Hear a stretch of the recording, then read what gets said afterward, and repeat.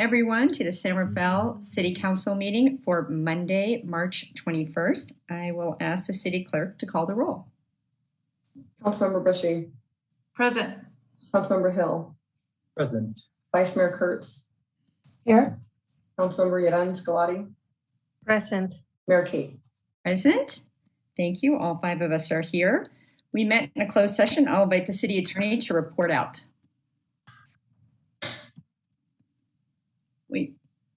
Wait, hold on. Yeah, there you go. Wait. Seems like, dang it. Wait, no, you're in. We can hear you. Go ahead. You can hear me? Yeah. Okay, thank you, because I'm frozen on my screen. No, you're good. Okay, thank you, Mayor Kate. The City Council did meet in closed session this evening. No reportable action was taken. Thank you. Thank you. So if you're new to one of our virtual meetings, which we've been doing for 2 years, we want to welcome you to our virtual meeting. Reminder that present-day San Rafael is located in the traditional lands of the coastal Miwok people, and we recognize its history as well as those who still reside here.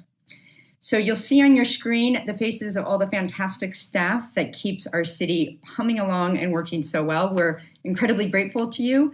These last couple of years have been especially challenging, and you've continued to surpass all of our expectations and really continue to bring incredible professionalism to our community. So thank you.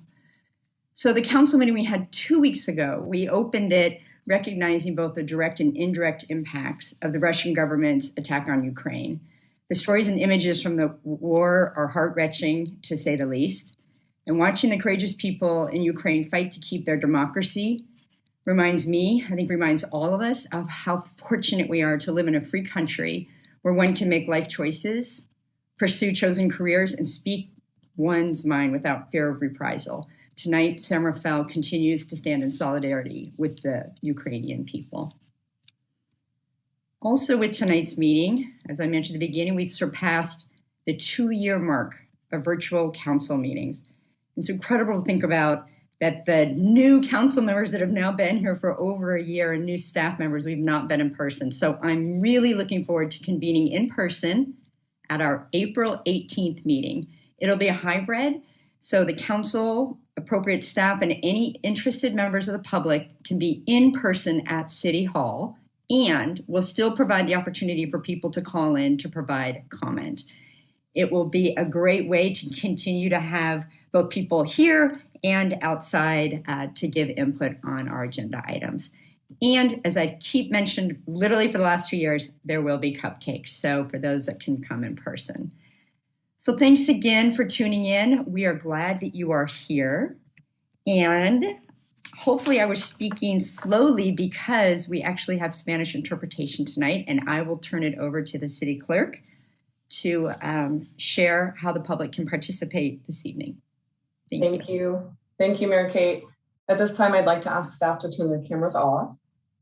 And before we begin, we would like to announce that tonight's City Council meeting will include Spanish language simultaneous interpretation provided by qualified interpreters on the Spanish Zoom channel, now through the completion of agenda item 6A. You can join the Spanish channel by clicking on the interpretation icon in Zoom. The toolbar does look like a globe, and we have posted the link to the Zoom meeting in the description for the video on YouTube. As a reminder, we ask that everyone participating tonight speak slowly to allow our interpreter to effectively express your comments. Now I'll invite Pablo.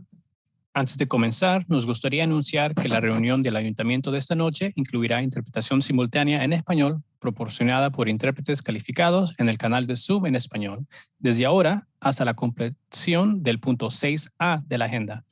Puede unirse al canal en español haciendo clic en el icono de interpretación en la barra de herramientas de Zoom, que ahora aparece un globo terráqueo, y hemos publicado un enlace a la reunión de Zoom en la descripción del video en YouTube. Como recordatorio, les pedimos a todos los participantes de esta noche que hablen despacio para permitir que nuestro intérprete exprese sus comentarios de manera eficaz. Thank you. This meeting is being recorded and streamed live to YouTube, where viewers can provide comments by telephone by calling 669-900-9128 and use the meeting ID 899-2635-9885#, or they can comment and watch directly through Zoom using the link on the agenda. If you're commenting over the phone, please press *9 when Mayor Kate opens the public comment period. Once you've heard the notification that the host is inviting you to speak, you'll need to press *6 to unmute yourself. If commenting through Zoom, please use the raise hand button to let us know that you would like to speak and wait until you've been unmuted. If you experience any technical difficulties, you can email me at city.clerk@cityofsanrafael.org. Closed captioning is available for this meeting and is accessible by selecting the drop-down next to the red live button in the upper left-hand corner of your screen, and then selecting View Stream on custom streaming service. Thank you. Thank you, Madam City Clerk, and thank you, Pablo, for your interpretation this evening. We start our meetings with open time for public expression. This is any item, it's an opportunity for the public to address the council on any item not on tonight's agenda. Madam City Clerk. Thank you. Once again, to comment on Zoom, please use the raised hand feature, and to comment by phone, please press *9. And once you've heard the notification that the host is inviting you to speak, please press *6 to unmute yourself. Each speaker will have 2 minutes to provide public comment, and then will be muted once time has elapsed. And please speak slowly to allow for our interpreters to effectively express your comments this evening. And I do see a hand raised. Oh, it went away. I see no hands raised. I'll give everyone a few more seconds. There we go.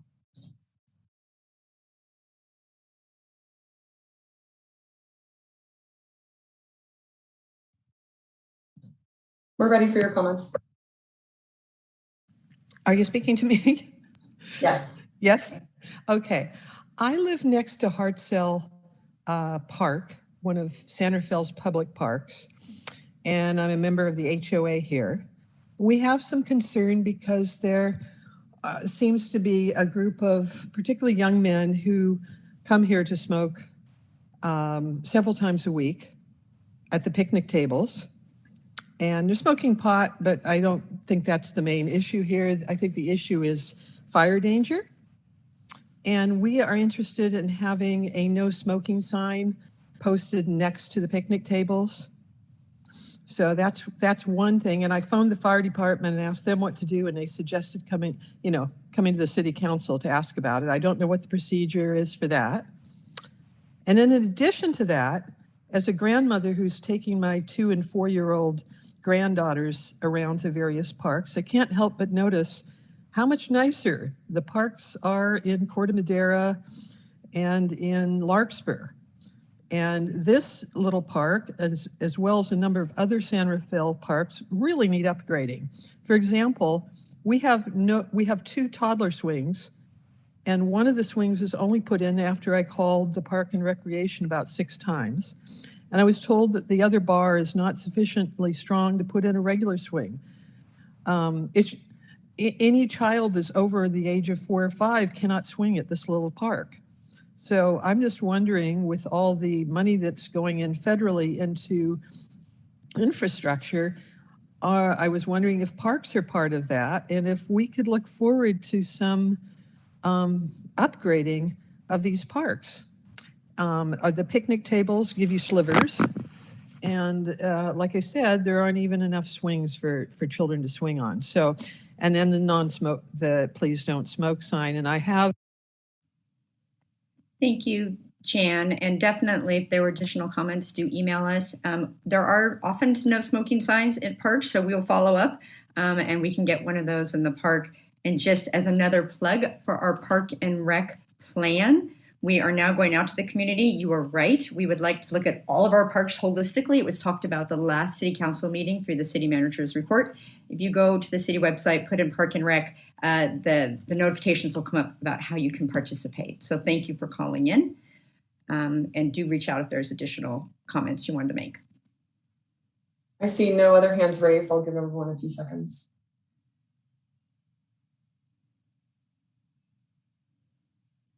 I see no further public comment. Thank you. I will close the public comment and bring it back to the city manager. City Manager Schutz is here. Welcome. Thank you, Mayor Kate and City Council. the public commenter has perfect timing because I was planning on bringing up the park and master plan, not at the same length as I did at the last council meeting because I went into a lot of depth there. But I just wanted to mention that the next community meeting is next Wednesday, March 30th at 6 p.m. At the San Rafael Community Center at 618 B Street downtown. And that same day, we're launching the citywide Parks and Recreation questionnaire, which will complement the Godby Research Survey that we conducted earlier this month and give the opportunity for more community members to provide input to the process, just like the kind that we received in the public comment tonight, which is very, very useful. These are the first steps in the outreach process, and there will be additional community meetings and other ways to participate both in person and virtually. There's meetings coming up in March, April, June, and September. And Mayor Kate, you mentioned where to find out more information about this. And I gave out at the last meeting quite a long URL link. So we've simplified that to make that a little bit easier. So it's cityofsanrafael.org is the city's main webpage, and it's just /parksplan now. So one word, parksplan is the link.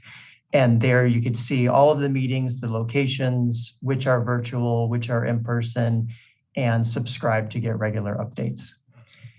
And while I'm talking about the Library and Recreation Department, I was asked to announce the Friends of San Rafael Libraries Spring Book Sale, which is also happening at the San Rafael Community Center at 618 B Street downtown.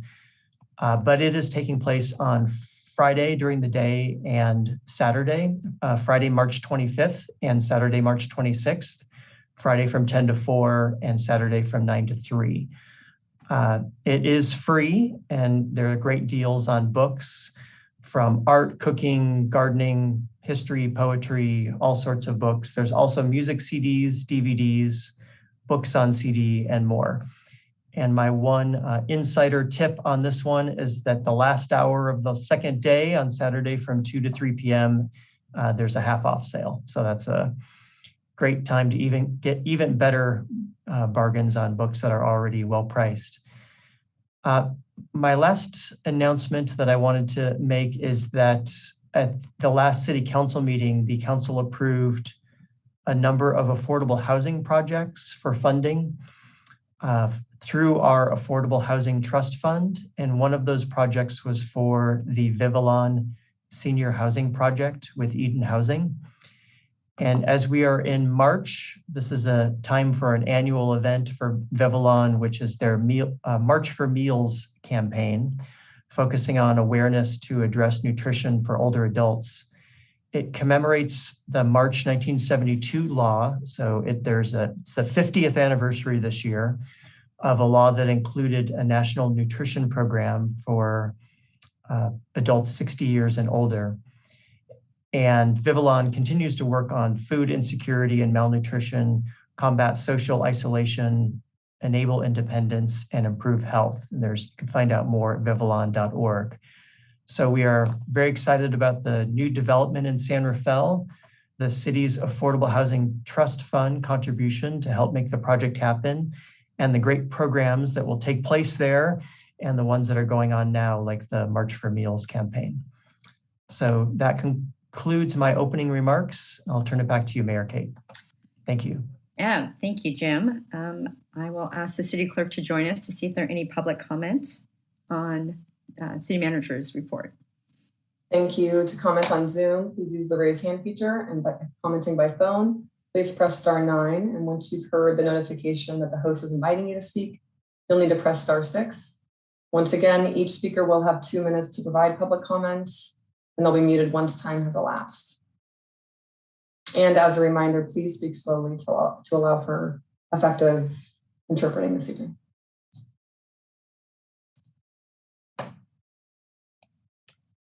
Hi there, this is Lori Schifrin. Quick question on the questionnaire that went out. I noticed it was asking for things that have to do within the past year, where the past year certainly doesn't, for me at least, tell you what I used to do in the park because I really didn't go out very much. And I think that should be just a lot broader than that. And I didn't realize that until after I hit the submit button and I went, oh, look, it just felt like I didn't answer the questions properly because of that. That was a big one. My other quick question is on the consent calendar, which I may not be able to ask now, but I just want to make sure we're supposed to comment before you go over that as opposed to after. Is that correct? Sorry, I went to unmute. Yes. Okay. So, but that's yeah, not. but you can make a comment now if you want. But yes, we will open up for public comment prior to the vote. I'll wait till you do that. Thank you. Okay. Thank you, Lori. Duly noted. We always appreciate input on the questionnaires. So I saw that Jim had written that down. So that's a great insight. We will make that more broad. That's a good comment. I see no other hands raised, so I'll give everyone a couple seconds. I see no further public comment. Okay, I'll close the public comment. Again, thanks, Jim. Appreciate that. And we will move along to Councilmember Reports.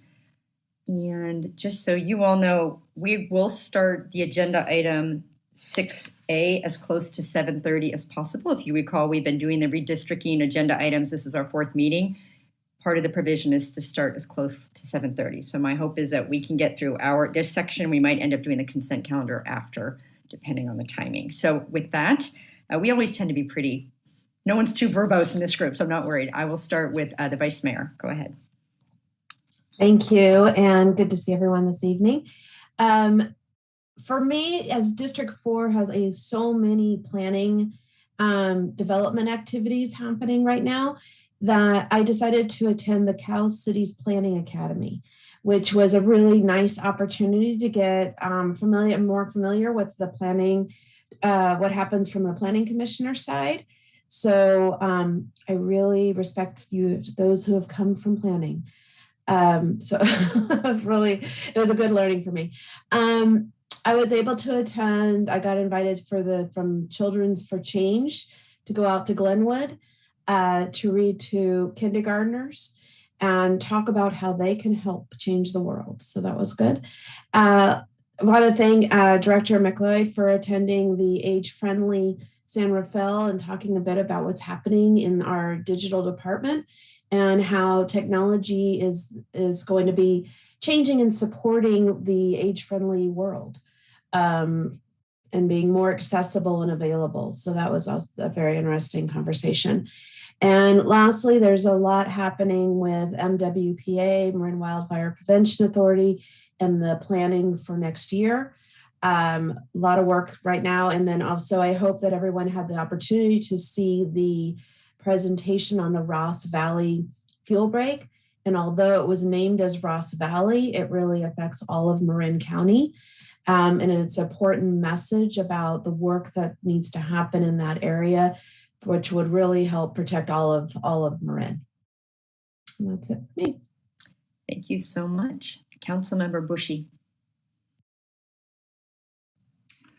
I have been living the tale of two lane closures out at Point San Pedro Road.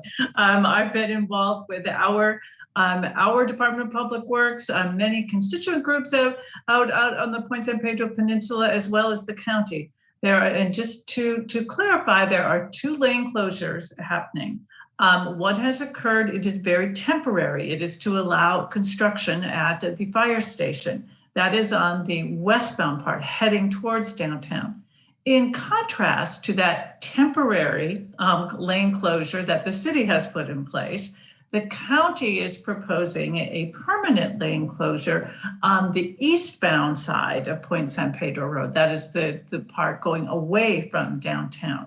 It has not been implemented yet. We are still in discussions with the county as to exactly how that will go. So keeping those two lane closures separated by the median has been a challenge. I also attended the meeting of the Loch Lomond Oversight Committee. They are moving forward and going vertical with some of the last housing out there. So it's great to see that coming to fruition.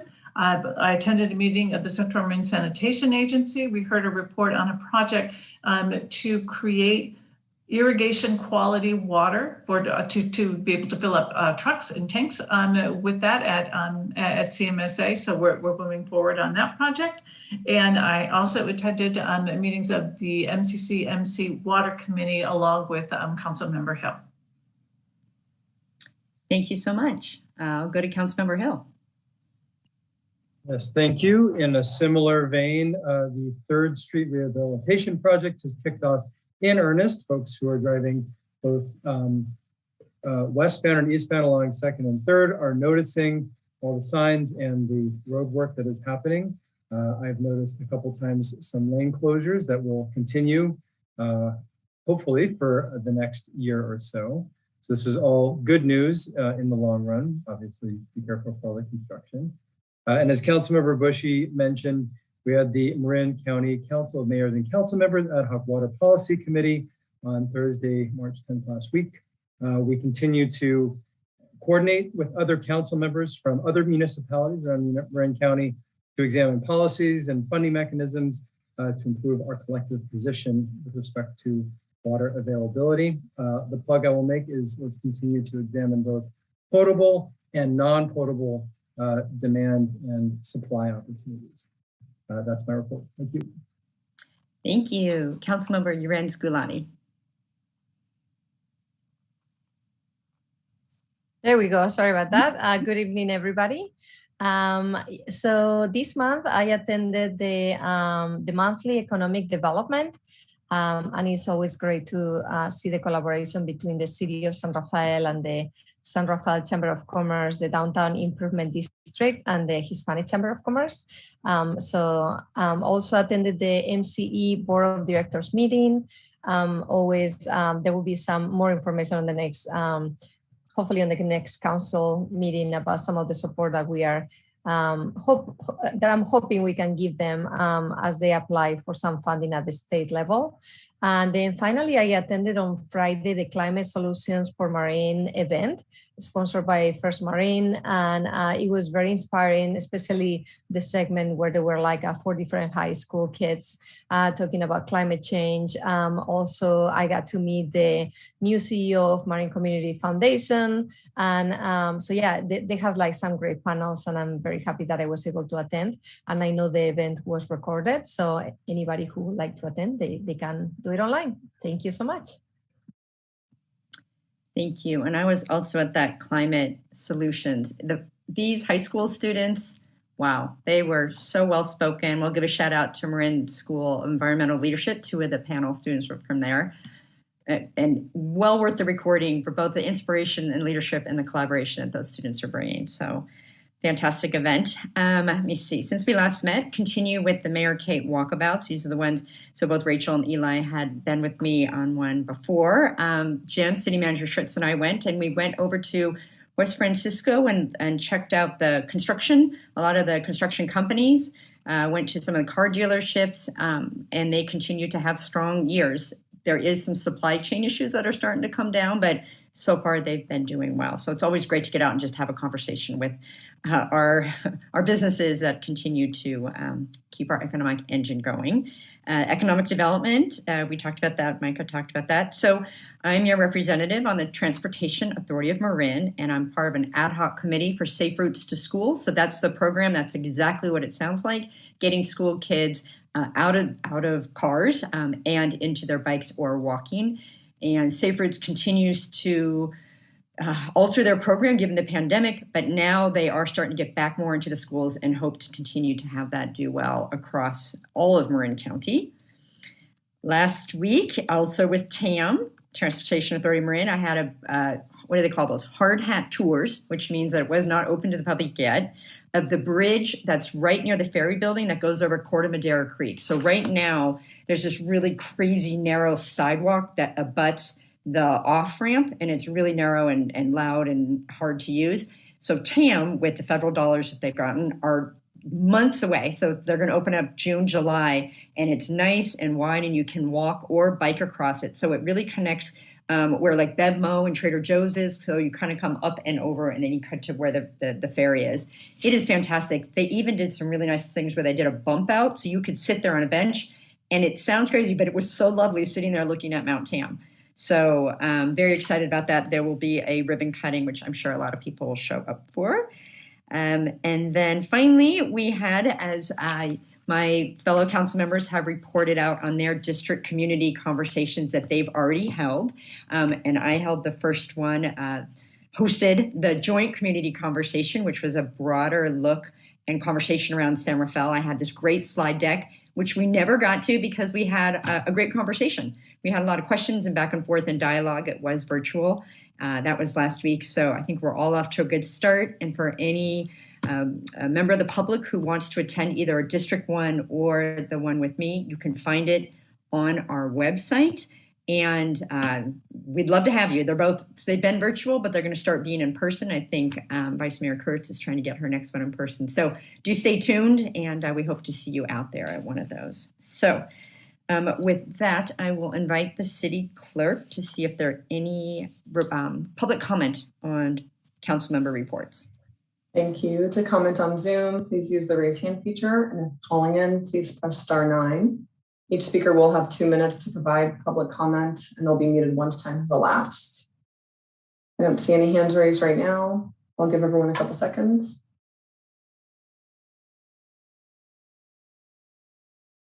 I see no public comment. Thank you. I will close the public comment and bring it to the consent calendar. Are there any items that my colleagues would like to hold from the calendar? Okay. Not seeing any. I'm not sure what's going on there. Okay, not seeing any. I will ask the city clerk to see if there's any public comment on any items on the consent calendar. Thank you once again. If you're commenting on Zoom, please use the raised hand feature, and if dialing in on phone, please press *9. I do see a hand raised. Thank you. Hi there, it's Lori again. I'm getting good at this unmute switch now. Thank you. I noticed on the item talking about the lights on 5th Avenue, 5th Street, I never know what it's called. It says that they're completing 46, they've completed 46, so this is the last 4 of the 50 lights, but that there's apparently other ones that are remaining, and I was curious which ones are remaining. The other thing, which I'm going to assume is an oversight, is that these numbers are dated and expired in 2021. And the letter to Lauren, which is there, is also within that time frame. So things change prices unless they've guaranteed you these prices. That's something you might want to look into because it's not cheap. Thank you, Lori. Mm-hmm. I'm a detail person, in case you haven't. We like the close reading. No, thank you. And what we'll do is we'll keep getting public comment, and then I'll ask the public Director of Public Works just to answer your question about the lighting. Thank you. Yep, thank you. I see no other hands raised. I'll give everyone a couple seconds.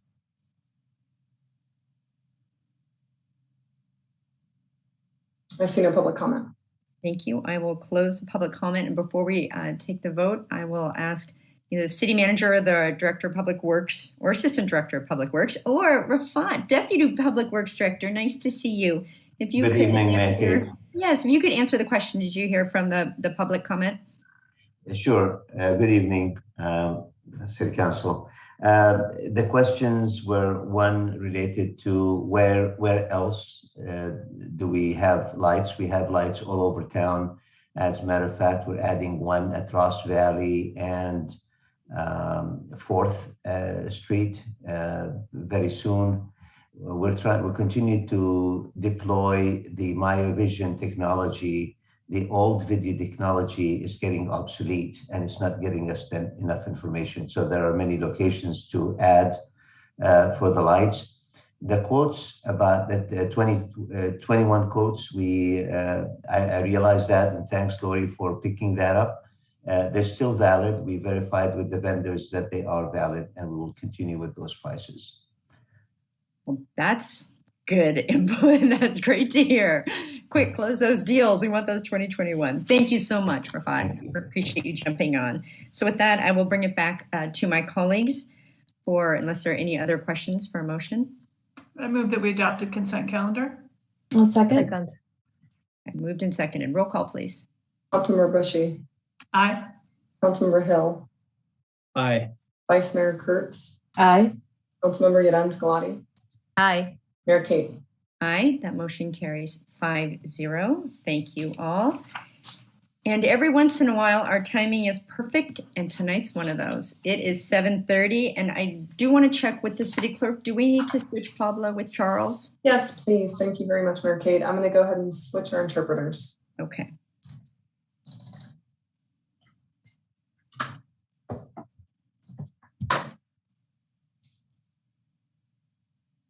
Okay. Thank you. So the first item is the City Council redistricting process. This is our 4th meeting on this, and I see the City Attorney has joined us. I will turn it over to him. Welcome. Thank you, Mayor Kate. You are correct. This is the 4th required public hearing in our redistricting process, and we have Kristen Parks and Chris Scannell with us tonight to help us once again from the Nielsen Merksommer firm. We're very grateful to them. And they can advise as to how we will proceed with this 4th meeting. Thank you. Thank you. Welcome, Chris. Welcome, Kristen. Nice to see you. And I will turn it over to you. Wait, Chris, unmute first. There you go. Never fails. Thank you. Thank you for having us back again this evening for the 4th and final public hearing in this process. You know, we've been working on this since July of last year. Had a number of public hearings, public meetings to get feedback, talked a lot about the rules, and you saw some maps last time. So the goal for this evening is finally to make a decision on what the council's district lines will be for the next 10 years. And so we're back this evening to, Kristen is going to again present the draft maps that the council has considered and briefly summarize the rules, how we got to them. And then we're going to be looking for the public to comment on them and for you to make a decision. And so without further ado, we'll turn it over to her. Thank you. Welcome, Kristen. Thank you. So this PowerPoint will include a lot of information that the council has already seen, and we will be reviewing with the hope that any members of the public who have not been following along with this process get up to speed quickly. So very recently, the City of San Rafael decided to make this transition to district-based elections. And in fact, we're really still in the rollout phase of this transition because council passed the resolution to make the change in 2018 and adopted the map. And then in November of 2020 was actually the first by-district elections in the city, and they happened in Districts 1 and Districts 4. What that means is Districts 2 and 3 haven't yet had by-district elections, and they're scheduled to do so this November of 2022. Of course, there was a census completed in 2020, and as required by law, every city with district-based elections has to review those boundary lines after the decennial census. So here we are reviewing the boundary lines, and state law does require 4 public hearings. We've completed 3, as you heard from Chris, and we are working towards an April 17th deadline. That's a Sunday, so really we can think of it as April 15th or even sooner to adopt the final map that will be in place for the next 10 years. So it won't be until after the 2030 census that the city will have to review boundary lines again. Quick review of our legal criteria for the districts themselves. Of course, under federal law, we must ensure that each district is equal in population size, and the federal courts have allowed a total deviation of up to 10%. So up to 10% difference in population between the smallest district and the largest district. Of course, we must comply with the Federal Voting Rights Act, and we must not draw any district boundaries where race is the predominant or sole factor determining those boundaries. Under state law, we want to make sure that our districts are contiguous, that we are minimizing the division of neighborhoods and communities of interest, that we create easily identifiable boundaries, and that to the extent possible, we are maintaining compact districts that do not bypass a nearby area to sort of snake around and take in a farther away area. These 4 criteria under state law are in order of importance, so they are ranked. So for instance, it's permissible to have a less compact district, right? Because that's the 4th criterion if we're serving the interests of a higher up criterion. So for instance, right, we do have the current District 1 that has a non-compact piece along the Lincoln Corridor, but that is to preserve a community of interest that includes the canal area. So that is a higher concern under state law. So those are the legal guidelines we're following. And of course, here is the current district map. The good news for the city of San Rafael is that according to the 2020 census, the 4 current districts are within the permissible range of deviation, meaning they're population balanced. And this means that under that first federal requirement for equal population, the current map is in compliance. So as we discussed at the previous hearing, the city can consider readopting the current boundaries for the next 10 years.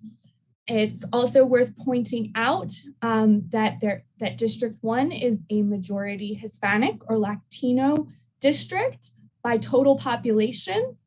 Though when you look at citizen voting age population, it's not quite there yet.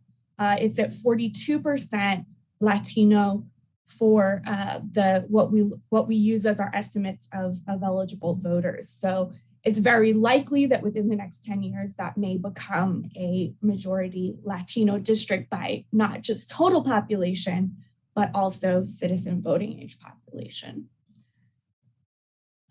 This is the math slide that is really for reference for folks who want to look at it. And just this slide just gives us the state law definition of communities of interest. I mentioned that the second most important criterion under state law is to try not to divide neighborhoods and communities of interest. And really, community of interest is a term used in redistricting just to encompass communities that may not be a traditional neighborhood, but still should be kept together within a single council district so they have a chance to be represented.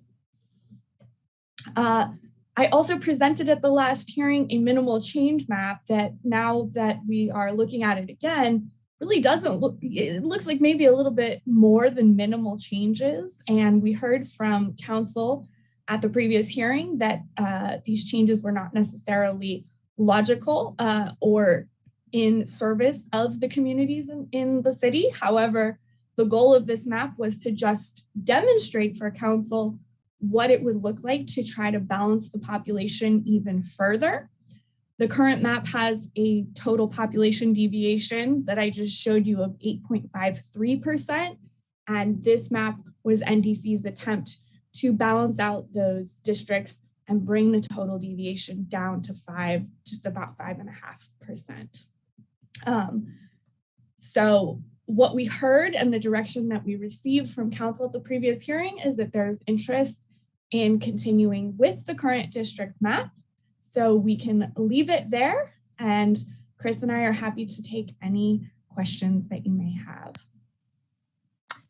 Thank you, Kristen, and thank you, Chris. This has been a good process and really appreciate your guidance throughout all of it. It has been a prescribed process with all the 4 meetings as well as the community input. So the council members, it's the 4th time we've seen it. So I don't know if there are any additional questions, but I am going to ask my colleagues before we go to public comment. Vice Mayor, any questions? Nope, no additional comments. I see Councilmember Bush shaking her head. Councilmember Hill? No questions. Councilmember Uran-Sculani? No questions, thank you. Thank you.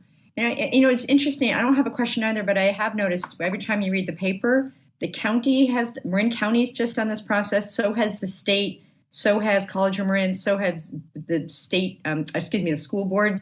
So I think we've done a good job of clarifying this is just for San Rafael because there's a lot of other redistricting going on. So with that, I will invite the city clerk on the screen, thank you, to see if there's any public comment on this item. To comment on Zoom, please use the raise hand feature. If commenting by phone, please press *9. Once you hear the notification the host is inviting you to speak, you'll need to press *6 to unmute yourself. Each speaker will have 2 minutes to provide public comments and then will be muted once time has elapsed. And again, we ask that you please speak slowly to allow for effective interpretation this evening. I see no hands raised currently. I'll give everyone a couple seconds. I see no public comment. Thank you. I will close the public comment and I'll bring it back and call on each of my colleagues for any additional comments before we entertain a motion. This is an important process and we have been working on it for many months, but I do want to give each of you the opportunity to add any thoughts. So Vice Mayor?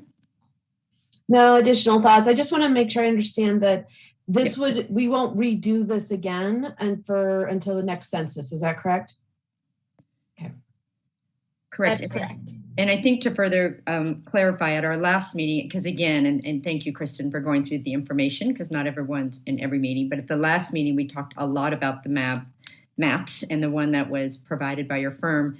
And the conversation there with the council did indicate a preference to stick with the current districting. So if you could speak to that too, when you give your comments, if that or the alternative map. So Vice Mayor, if you could speak to that. Thank you. I think as we mentioned last time, I am supportive of staying with the current map and the current districts that we have. They're fairly new and we're just training people on districting. So I think we're in good shape right now. And as it's not material changes, I think I'm very comfortable moving forward with our current maps. Thank you. Councilmember Bushy. I agree with the Vice Mayor. I'm very appreciative of the process that we've gone through. We very thoroughly looked at this. I think the most important point that Kristen made was that we're still in the midst of rolling this out. My district hasn't even had a chance to vote yet. So it's very exciting to have this new process, to be thorough and to do it with great attention to detail, which I feel that we have. And the minor and acceptable levels of deviation that we have, I think, are within the standards, and so we should continue on with the maps that we have, get them fully implemented, and await the results of the next census to see if we need to do this again. So, thank you. Thank you, Councilwoman Urens-Gulati. Yes, I concur with my fellow council members. I believe the council, before I was elected, did an extensive work selecting these districts, and I believe that they align very well. Also, as Mayor Kate said, with the school board, with the county. So I definitely support the map that was initially designed. So thank you. Thank you, Councilmember Hill.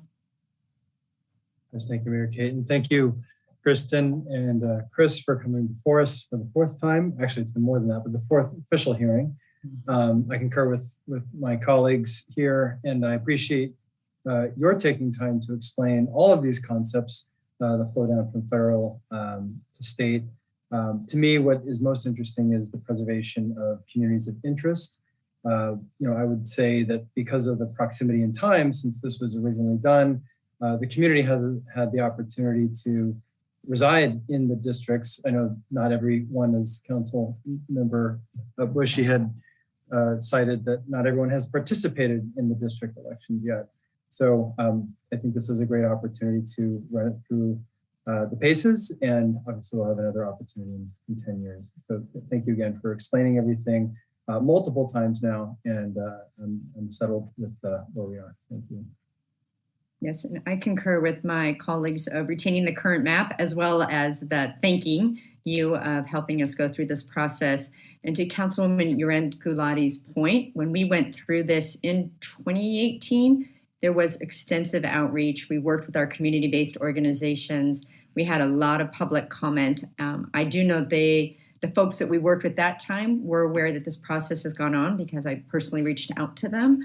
And the fact that there hasn't been a great deal of public input this time, I think everyone feels really confident that the process we just did is the right one. And to Councilmember Hill's point, we will see how it unfolds and regroup in 10 years if needed. So with that, I think there's a motion in there, and whoever makes the motion, please read.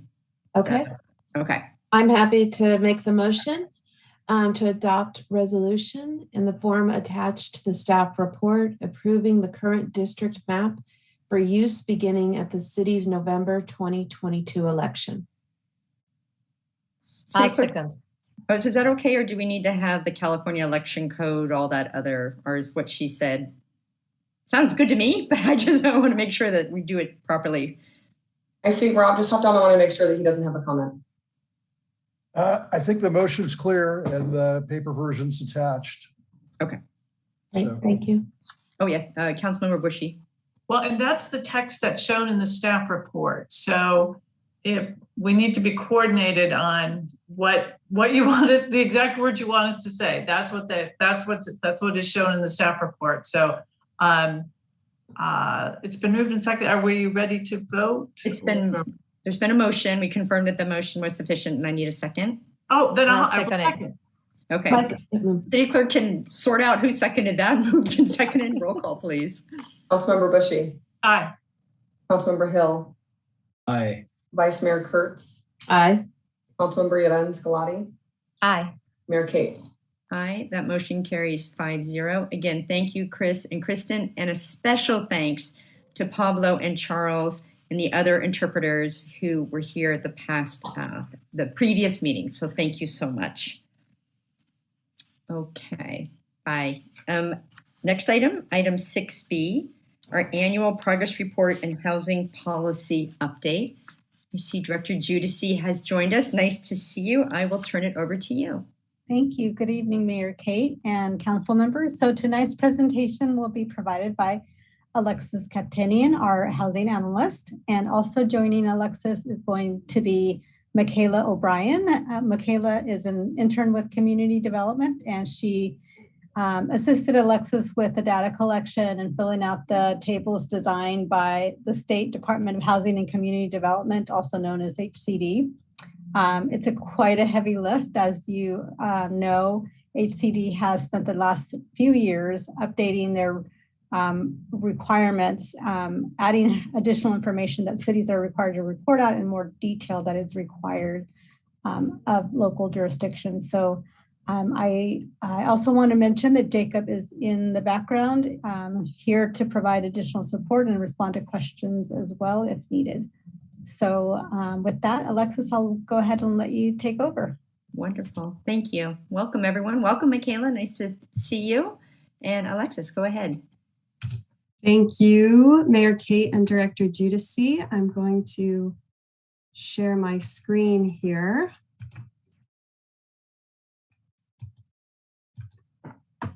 How does that look? That looks great. Oh, you know what? Oh, I think I need to reshare. Hang on just a second. We did see it. We saw that first slide. Oh, good. Okay. So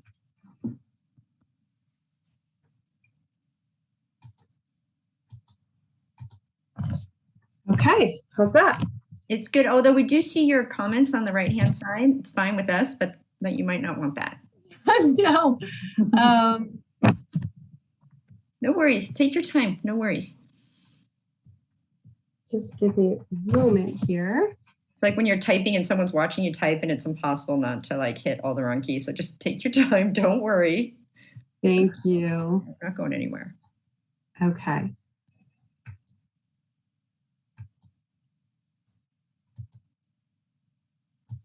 How about now? That's good. Yep. There you go. So all right. Perfectly. Yeah. There we go. Good evening, Mayor, Vice Mayor, and City Council members. My name is Alexis Kaptanian, and I am the city's housing programs analyst. And as Ali mentioned, joining me tonight is Michaela O'Brien, the city's building and planning intern.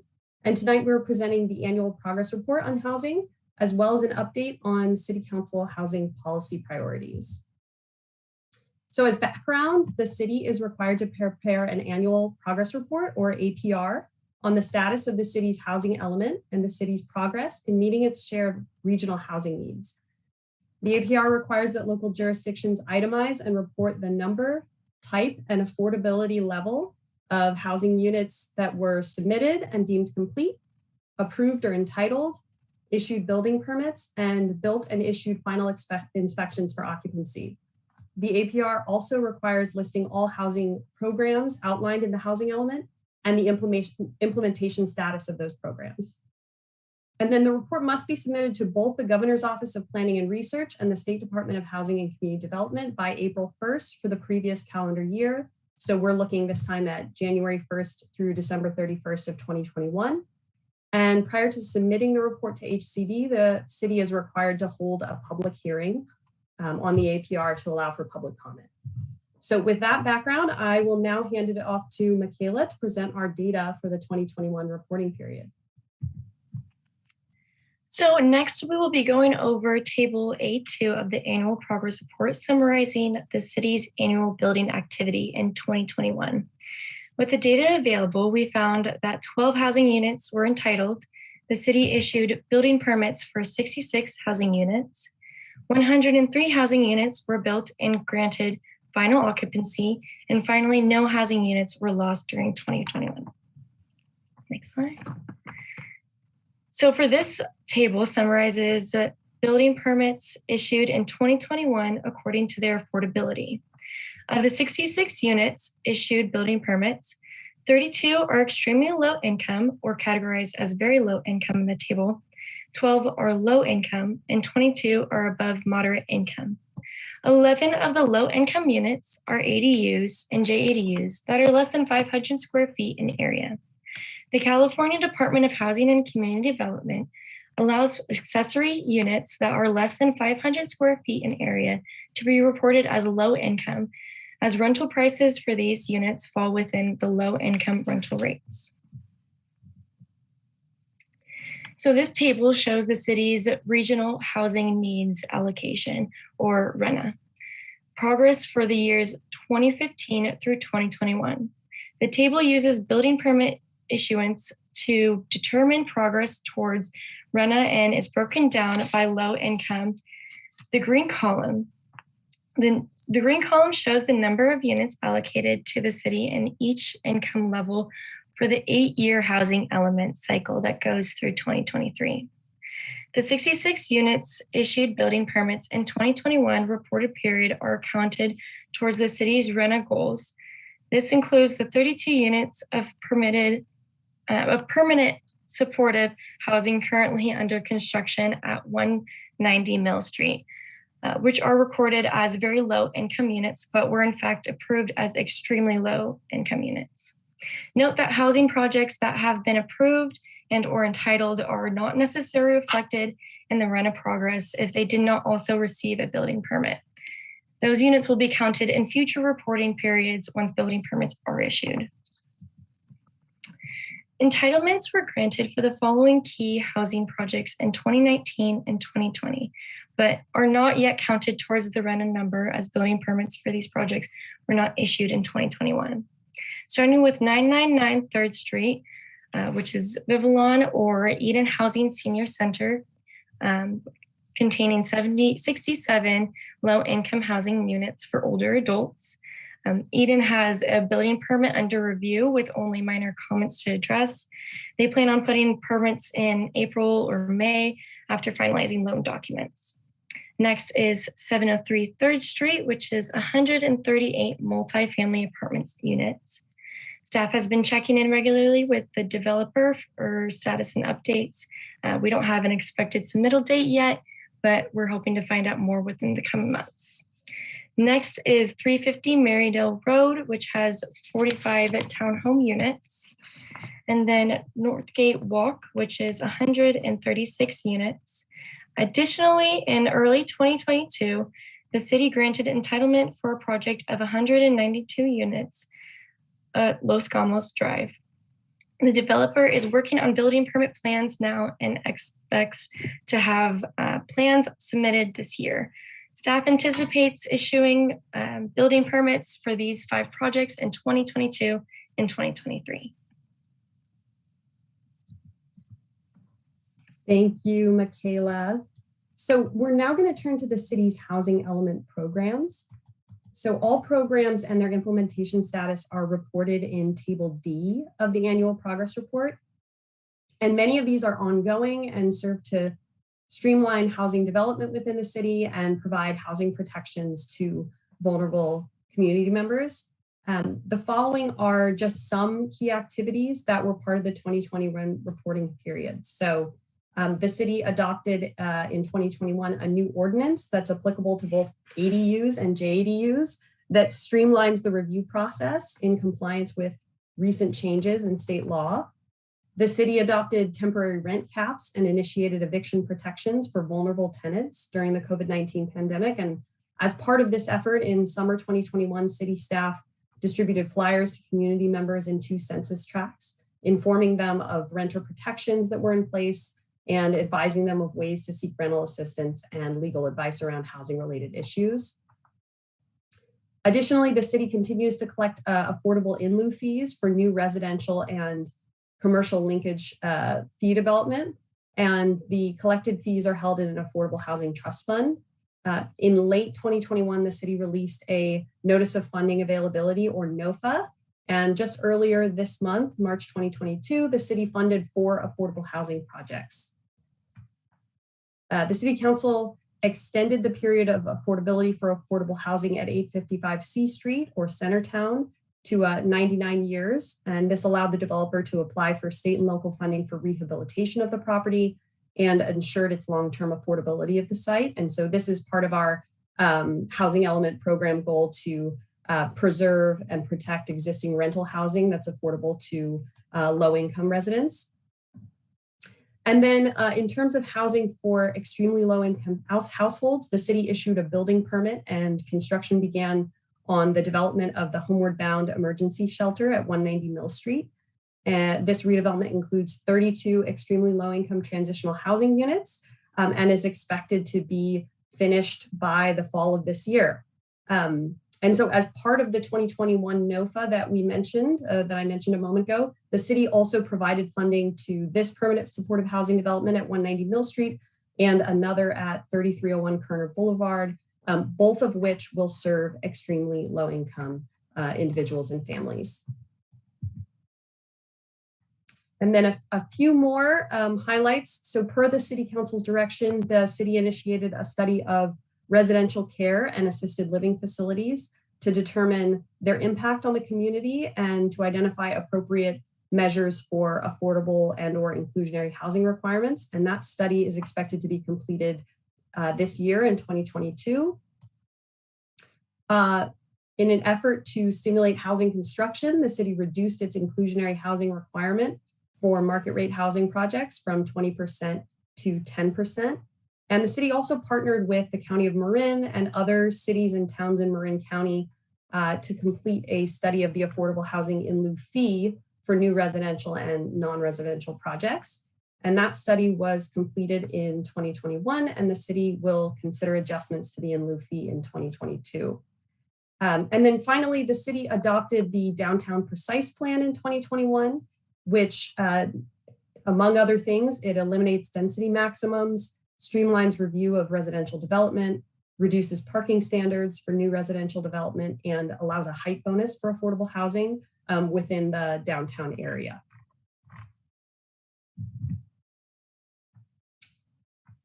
And so with that, I also want to mention that included with this report as attachment 2, staff has also provided an update on progress made towards implementing the City Council's housing policy priorities.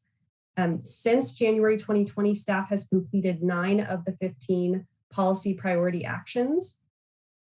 And the city's progress on these policies in 2021 overlap with the housing element programs in the APR that I just talked about, including the new ADU ordinance, the form-based code in the Downtown Precise Plan, and the reduced inclusionary housing requirement to stimulate housing construction. Note that staff has committed to providing an update in 18 months and also at year 3 regarding the effectiveness of the changes to the inclusionary housing requirement. And then 2 policy actions are ready for the City Council's consideration, including changes to the structure and role of the Design Review Board, which will be brought forward on April 18th, the City Council meeting on April 18th. And then also an adjustment to the affordable housing in lieu fee, which we intend to bring to the council in late spring. Lastly, please note that there's 1 correction to attachment 2 under new policy actions for the 3rd policy listed as minor streamlining amendments. The council did opt to remove the hillside exemption process from the streamlining, and attachment 2 has not been updated to reflect that. So the document will be updated for future council updates. Our team is available to answer any further questions on attachment 2. And just to conclude, staff is recommending that the City Council accept the annual progress report. Joining Michaela and I to answer any questions you may have are Community Development Director Ali Judici and Housing Programs Manager Jacob Noonan. And with that, I'm going to pass it back to Mayor Kate. Thank you, Alexis. Thank you, Michaela. And of course, Jacob and Director Judici for all the work. It's a lot of work. I know that you guys have worked on this a lot. So let me turn it over to my colleagues and see if there are additional questions. I will start with the Vice Mayor.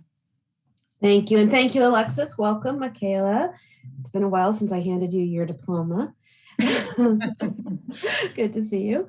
I have a question in terms of so there's 966 units, 578 units sort of in the wings right now that we're waiting on building permits, right? And so in our arena number goal is 1,007.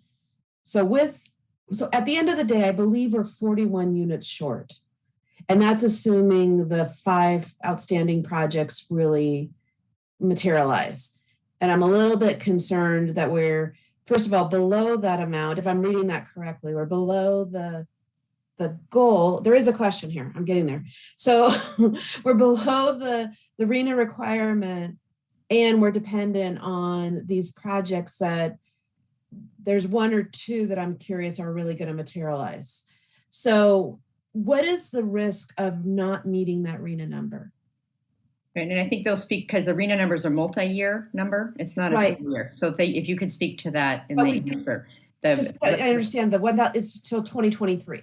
So this is the 8-year, that current 8-year RENA number. Is that right? The 1,007? That's correct. That's correct. So the risk in the past, the risk has been pretty minimal. I mean, we have been asked to approve the obligation that we have been assigned.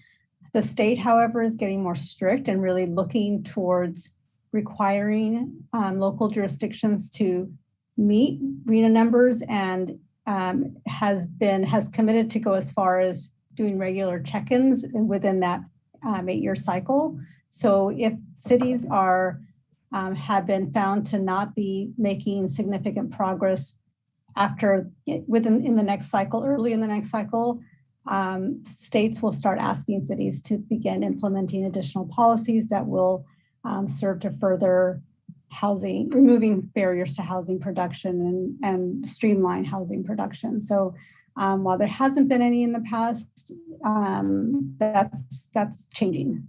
We are going to be under a more strict obligation, and the state will be keeping an eye on us. Okay.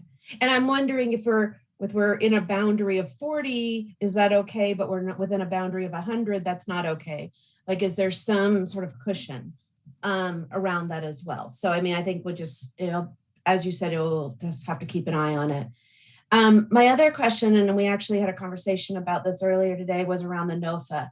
And the in lieu fees and the amount we get. And it's not really a question, but I'm hoping you could share sort of the information. My question had to do with, we don't necessarily see with our in lieu fees and one-to-one relationship to new affordable housing units.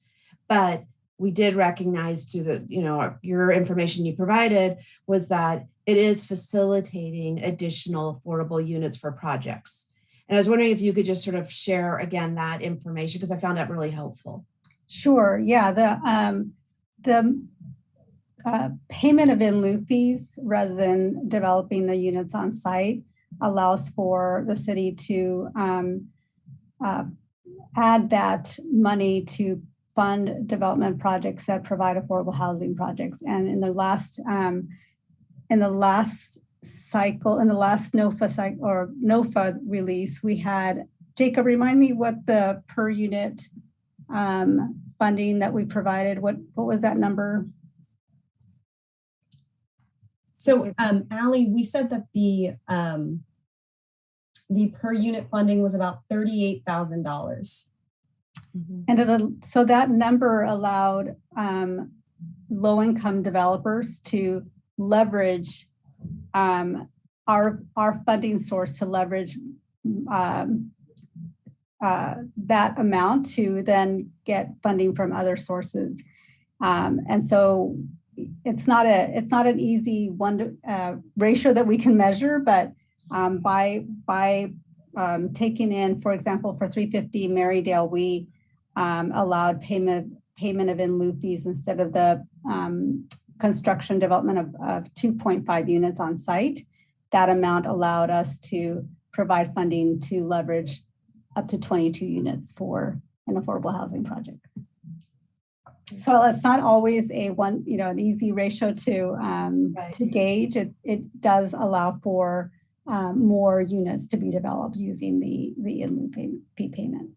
Great, thank you. Mm-hmm. That's it for me. Okay, thank you. Councilmember Bushy. Just a quick follow-up. And all of those units that we provide, the gap funding or the last funding, each unit counts towards our in the appropriate category of a unit, right? Regardless of what the city's funding, or if there's no city funding, it's still a unit in San Rafael. Right, each unit counts towards meeting our RHNA obligation. So, and then the other thing that I would add is that in a couple of cases, for example, 190 Mill Street, that development is being made available to individuals at extremely low income levels. So that is a category that is really difficult for us to accommodate in every RHNA cycle. And so this is actually allowing us to accommodate an area where we're not normally able to reach our RHNA goals. And that is a perfect segue, because that's what I wanted to ask about. As I look at your tabulation over the years, I see that the Mill Street project, if it were not there, that would be a very blank tabulation in that row. And I'm concerned about what the future holds. We're not going to have maybe we get, what can we do to have more projects like that, or have some way to bring units on in that very low income strata. Yeah, I would say that our goals can be in future NOFAs is to think about projects that might provide that extremely low income category and address the need in that area. Jacob, I don't know if you have any additional suggestions on how to meet those goals. One of the greatest challenges in affordable housing projects is the site and acquiring land for the housing. So in any ways and forms that the city is able to assist nonprofits in acquiring sites for housing, that goes a long way towards creating a project and creating the possibility of having lower income units in the project. Really, really helpful insight. And I want to end where I was intending to begin, and that is, this is such an incredible story of what San Rafael is doing. And I having been around for a while, I could say this is all fairly recent. This has all been created within many of the housing programs. RENA's been around for a while, but many of these programs have been created certainly within the last decade. And what a comprehensive scope, and just like every little nook and cranny of our housing economy, we have a program. And it's great to see them all delineated and see them tallied up to see what we've done and what the plans are for going forward. So thank you very much for your innovation, your energy, and bringing this forward for the City of San Rafael. I'll be very happy to move when the time is correct to accept the report. Okay, thank you. Councilwoman Urban-Scolati, any questions for staff? No, I have a similar question to Councilmember Bush, but he already got me to that. I guess my only thing would be like when we have, if there is a building for sale and, like a local nonprofit is securing that building for low-income housing, I'm assuming that's not counting towards RENA, or is it possible to do something about those units that they are coming, into the market? Or if somebody takes like a commercial office building and turn it into apartments? Yes. So for conversion of existing commercial space to residential, those would count towards our RENA goal. Conversion of residential from either one income category to another, traditionally we have not been able to count those. I understand that there was talk at the state level about making that change, and I don't know if that happened with the prior legislative sessions. Jacob, do you know if that ever unfolded the way we were hoping it would be? I'm not aware of this, no. So hopefully in the future, the state will allow us to count some of those units that are converting to either low income or very low income, and being committed through deed restrictions at different levels, that we'd be able to take advantage of some sort of credit for those. But currently that is not the case. Okay, well, thank you very much. Thank you. Councilmember Hill. Yes, thank you for the presentation, everyone. I have two questions, and one is building on a question earlier asked by the Vice Mayor. So in a scenario where we are just short, we'll say close, but not over the threshold of 1,007 in the categories provided, I know that there is a looming SB 35, which would allow in municipalities that do not meet their requirements that projects could qualify for a ministerial streamlined process, basically overriding local control. I'm curious, is there a process that unfolds around that, where if we're close, it could be adjudicated that we would not be subject to that? Or how does that unfold? Obviously, we do our reports at this point 4 months after the fact. I'm just kind of curious how that process would play out. Counterfactual at this point, but I'm curious. Yeah, so every year the state releases who is making significant progress towards, like, which cities are making significant progress towards meeting the RENA, and if they've determined that a specific jurisdiction has not been making significant progress, there's a certain percentage of affordable housing that an applicant would have to provide to be able to take advantage of SB 35. So if a city's making significant progress, a developer would have to provide more affordable housing than if a jurisdiction is not making significant progress. For instance, as an example, for us, in the prior year, it was determined that we were not making enough progress, and therefore a developer would have to provide only 10% of their proposed development as affordable housing to be able to take advantage of SB 35.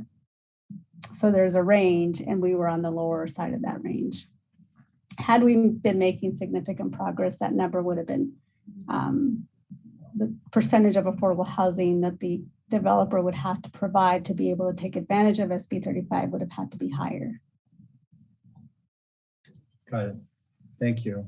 So it is somewhat formulaic is what I'm hearing. And then my second question is, and this is a question I ask, I think every time this comes up, at least I asked it last time, which is that I know that we are unable to count units that do not have kitchens or kitchenettes. I know that in lived experience for people in a lot of senior facilities that where kitchens are not necessarily there and yet residents are, I would say, having a high quality of life, we are unable to count those units. Is there any progress at the state level that they might consider counting those units as part of our RENA count? I have not heard that there's been any progress. We pushed in the past and asked for some sort of recognition, but I have not seen any progress being made on that. Okay, thank you. I may follow up to see if there's anything we can do to confer with our state friends to see if they can consider that. I think people are living high quality lives without kitchens, and I feel like those should be counted. Thank you. Excellent point and excellent questions. And I think we will follow up with Senator McGuire and Assemblymember Levine for exactly that point. We just opened up the developer opened up Oakmont, which is a retirement community. Vice Mayor Kurtz and I were there for the opening, and it's beautiful. And those folks they're local. And I know because I asked the people who was moving in, and those are local units. So we should be rewarded for those. So yes, 100% agree with that. I have a question in addition to the ones that have been asked already. It's really building on what Councilmember Bushy had talked about and the praise she was giving about being innovative. And this is not starting today, it's been starting in the past. And I really feel that the council, both ever since we were on the Planning Commission as well as on the council, has always been very supportive of housing development that has come forward.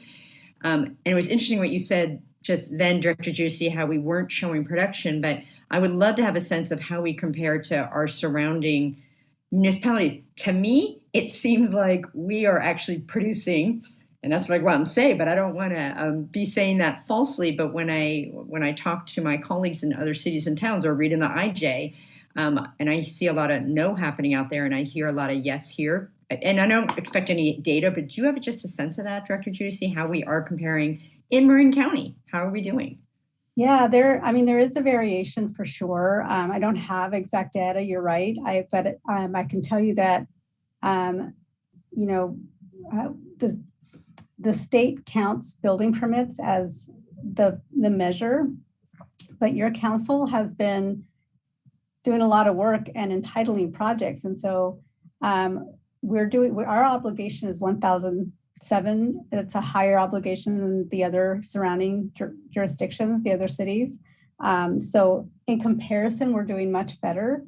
Like I said, your city council is definitely doing a lot better in terms of entitlements. It's that next step, which we have been working at trying to find solutions for, is kind of the step between actual development. Once you get the entitlements, getting the development and building permit process completed is, a different story. But we've been working on that in the past couple of years. We just are connecting more with developers and trying to find out where their pain points are, and I think that's helping. But yeah, in future updates, I think we can provide more information. In this update, you saw that we provided additional information, more than we had in the prior updates. For future updates, we'd be happy to bring in additional information about how we're comparing with other cities and how much further we're moving along than the jurisdictions around us. No, that would be great. I think having just the context of what we're doing here. And then one question to build on what the Vice Mayor had asked, being that we are trying to reduce challenges and obstructions, so if the state were to become more punitive, it seems to me that what we've been doing would be in our favor, because we can point to all these things, and Alexis actually pointed to a bunch of things that we've done. Is that your feeling as well, that there's, we're taking the steps that we can right now? That's correct. I think we're showing that we're trying to remove barriers and we're trying to encourage development. So I agree that we're demonstrating that we are pro-housing and we're encouraging residential development. Okay. In the city, yeah. Well, thank you. I know there might be further questions from my colleagues, but I will ask the city clerk to join us. And while she does, I will note that we did receive some letters from the public, which I can confirm that everyone on the screen has read. So feel free to call in if you want to refer to your letter is fine, but I can assure you that we've read those as well. So city clerk, public comment on this item, please. Thank you. To comment on Zoom, please use the raise hand feature. And if you're commenting by phone, please press *9. Once you hear the notification that the host is inviting you to speak, you'll need to press *6 to unmute yourself. And each speaker will have 2 minutes to provide public comments and will be muted once time has elapsed. I do see some hands raised.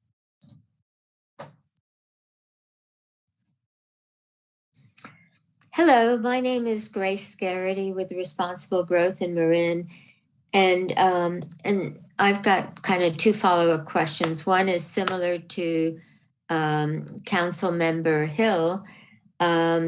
We were at a city council meeting several months ago where we talked about trying to join forces with other cities and discuss with ABAG about not conglomerate, I forgot what you call it, but when you do share a kitchen. And it is a little disappointing to find out that it seems like it's a new idea now, several months later. There are cities that have gotten together and are starting that push. So I urgently recommend, and maybe, Councilmember Hill, since you're as interested as we are in that, you might be able to take the lead on that and really get that moving for once and for all. That would be terrific. The other comment I had has to do with in lieu fees. And I know we'll be discussing this later, but we really need to raise those. We, as you all remember, had a 20% inclusionary rate, and then it was lowered to motivate developers to build more, because we meet our moderate housing goals all the time. It's really in the other low affordable categories that we don't meet our goals. And so we lowered the 10 to 10%, thinking we'd have more. And as soon as we did that, we have 2 developers that had previously signed up and had approvals. And Thank you, Grace. And definitely do email us if you had additional input. And I would love, actually, and I'll follow up with you because I would love to know the cities that have been successful in having congregant units count towards the arena, because I've actually not seen that yet, but I will follow up with you. That would be great. Good evening. This is Bill Carney with Sustainable San Rafael. Just a little more context that meeting the current RENA goals this cycle is a daunting challenge. So far, with a year left, we've met 39% of the overall goal and only 22% of the affordable housing goal. So, that there's incentive there. However, as said, if the city remains diligent in moving already approved projects to the building permit stage, then that overall goal looks like it's in reach. And we're really encouraged by the proactive steps that the council and the staff have taken to attract development, including the use of the in lieu fees to leverage affordable units at a ratio that I figure to be 10 to 1, at least in the sample that was stated. And also to increase the staff devoted to housing. And great staff report, by the way, tonight. And however, the greatest challenge lies still with the greatest housing need, which is for more affordable housing. And even with the projected housing advances, even if it does advance, the proportion of affordable housing appears to be less than half of the 569 units that RENA calls for, and that the city needs to remain economically diverse. Accordingly, for this year and for future years, we urge this city to supplement its annual housing report with specific steps and metrics showing how its affordable housing commitments can be met and are being met.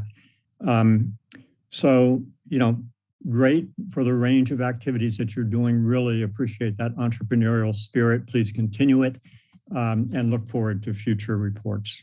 Thank you. Thank you, Bill, and thank you for your letter as well. I see no other hands raised. I'll give everyone a couple more seconds. Oh, one. Hi, good evening. This is David Smith. And I just wanted to talk a little bit about the in-lieu fees, but the conflict of in-lieu fees versus having affordable housing mixed in with market rate units in any given development.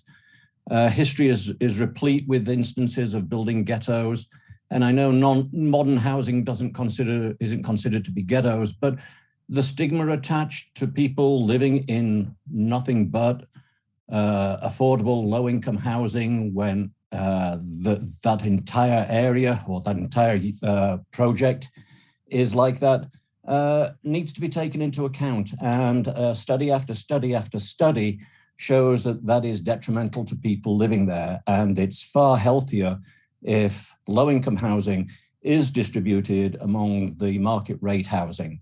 And so I just really want to make that point. I know you're aware of it, but we shouldn't just lose sight of it because developers want to pay an in-lieu fee. And I know there's advantages to the city in getting that money, but there's a balance, and I just hope that we can keep our eye on that balance. Thank you. Thank you, David.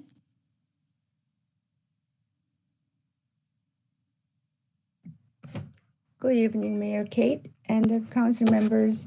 My name is Sunny Lee.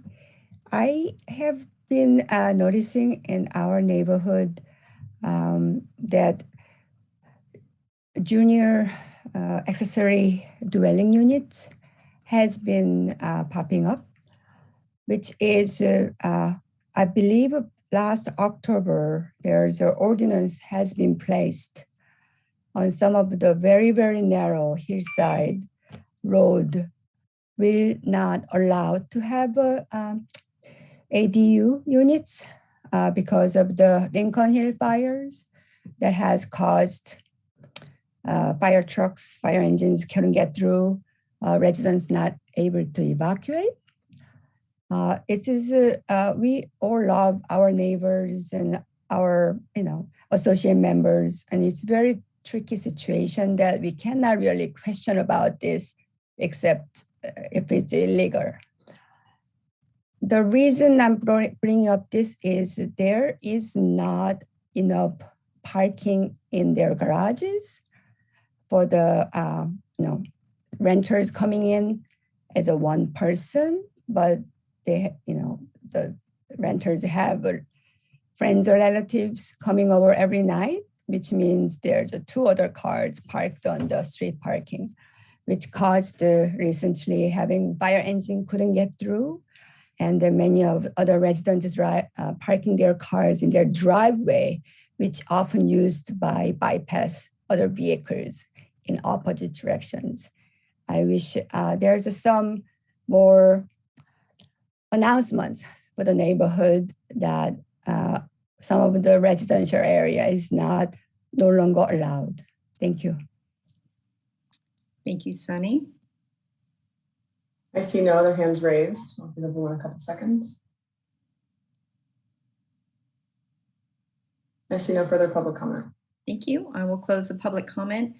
So we had great input. I did hear one question from Ms. Lee. The very last one is if you could speak to JDUs and ADUs are they restricted in certain parts of San Rafael? And then I also heard, I think, a request for parking boxes, but that was I think that's a different subject. But if you could speak to restrictions. Yeah, so you may recall that late last fall, we brought forward a proposed ordinance that was looking at restricting ADUs and JADUs on those streets that were considered narrow and steep and difficult to access. And After significant research by our city attorney, we determined that we were not able to, that the state regulations did not allow us to do that. We've since tried to have done additional research and have met with representative of Senator McGuire's office just to kind of explore the possibility of any additional changes. We weren't, what we received was not what we were hoping for. What we understand is that there's no intention of changing that. So at this point, we don't see that we're going to be able to regulate JADUs and ADUs in those streets that we had initially identified. So there was a question also about the in lieu fees and whether to require the payment of in lieu fee versus requiring the on-site affordable housing. You may recall last year, your city council adopted a change to the affordable housing obligation to provide some options for developers in hopes of having that inspire development.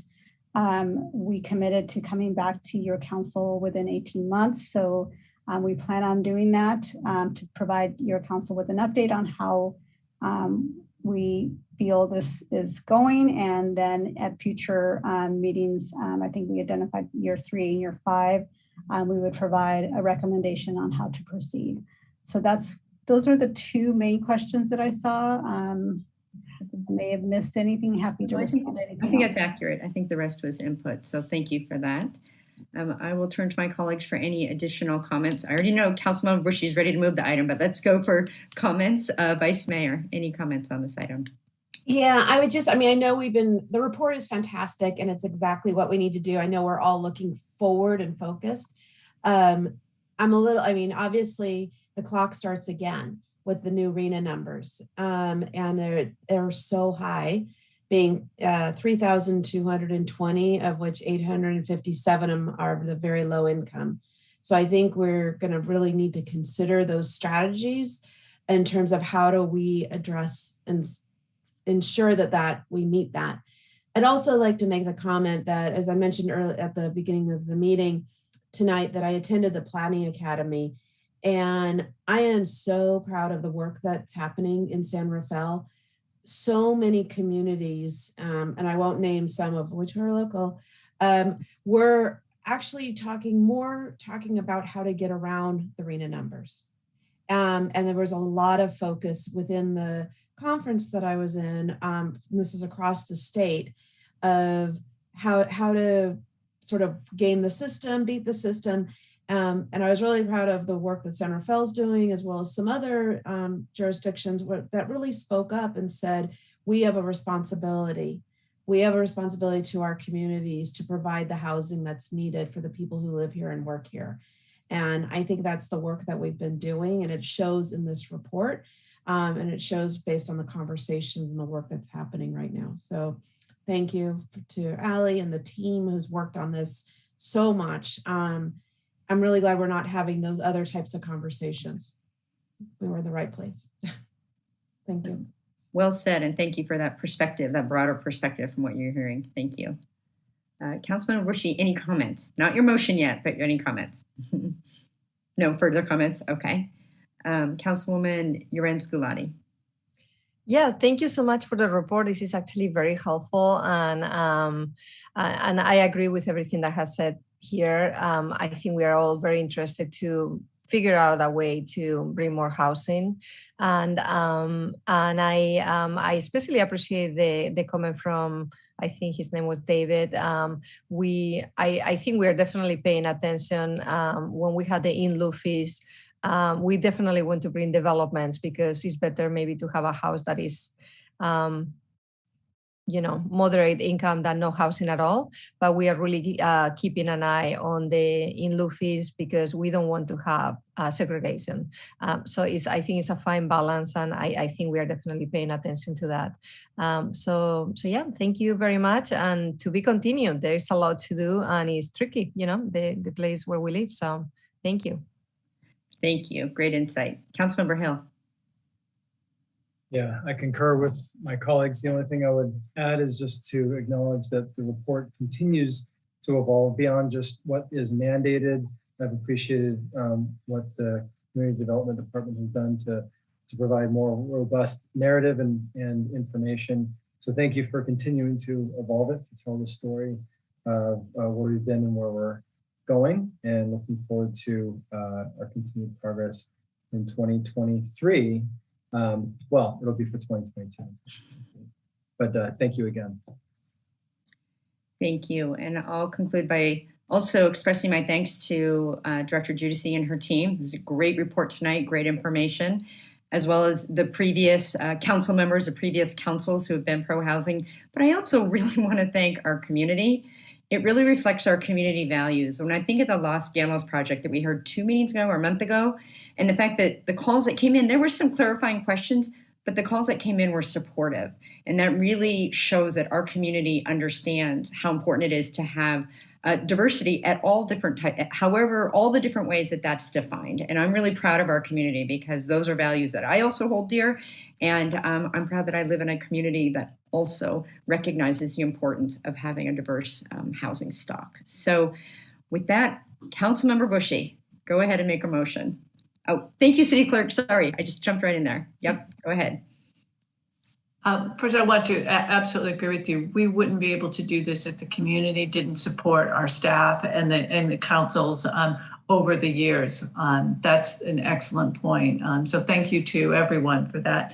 I move that we accept the annual progress report on housing and update on City Council housing policy priorities. And I'll second. Great, thank you. Moved and seconded. Roll call, please. Councilmember Bushy. Aye. Councilmember Hill. Aye. Vice Mayor Kurtz. Aye. Councilmember Yeren Scolati. Aye. Mayor Kate. Aye, that motion carries 5-0. Again, thank you to all on the screen. And I think some of you might stay on the screen. Our next agenda item is CDBG, the acronym for Community Development Block Grants. And let me see who's staying on. Looks like Jacob. Oh, no, Director Giudice. So I will turn it back over to you for this item. I will go ahead and pass it right through to Jacob. Okay, Jacob great. will be handling this. Thank you, Mayor Kate. Thank you. Thanks, Jacob. Here, we're ready for you. You bet. Thanks so much. So I'm sharing my screen here for a very brief presentation on the Community Development Block Grant funding recommendations for the fiscal year of 2022-23.